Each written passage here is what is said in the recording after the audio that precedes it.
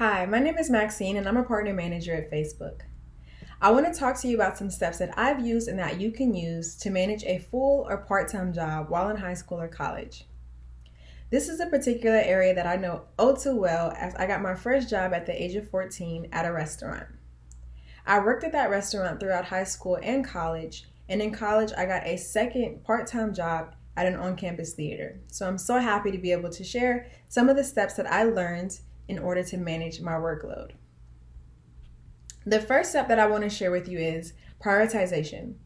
The sooner you learn how to prioritize, the better, as it's going to be a crucial step that you're going to learn to use throughout your entire life. So what does that look like?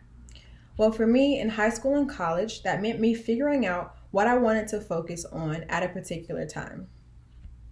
Sometimes that meant that I had to cut back on hours at work because I knew I had a big exam that I needed to study for that week.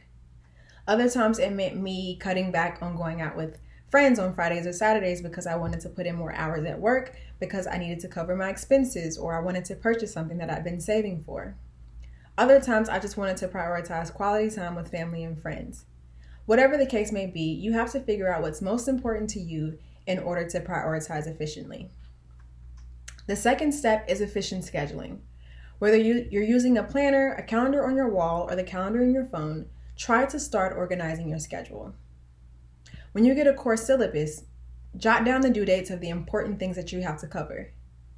Also, it's important if you have expenses that are coming up, make sure you put those into your calendar as well.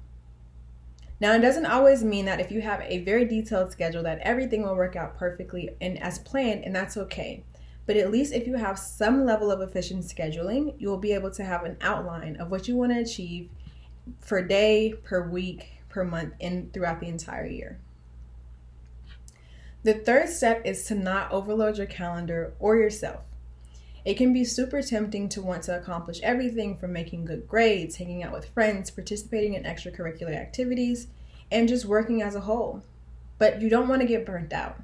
If you're burnt out, that essentially means that your self-care will decline and the quality of your accomplishments may also be poor based off the fact that you stretched yourself too thin.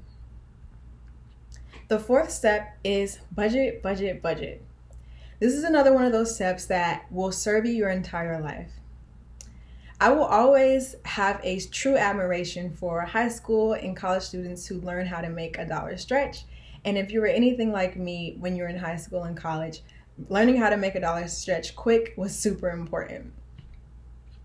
Setting up a budget will help you manage your money and thus help you manage the hours of time that you spend at work. That's why planning is so critical throughout this process. And like all of these steps, it may not turn out perfectly, but because you have certain steps in place, it can really help you streamline the process of managing your work, your school, and your life. Lastly, the fifth step is self-care.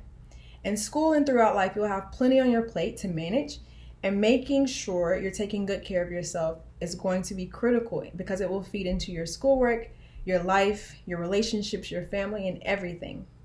Whether it be you going out to work out, whether it be, you having a great skincare routine at night that you do, whatever self-care looks like for you, make sure that you're implementing those things into your day. That way you will be able to manage your schoolwork, your job life, and other areas of your life as a whole.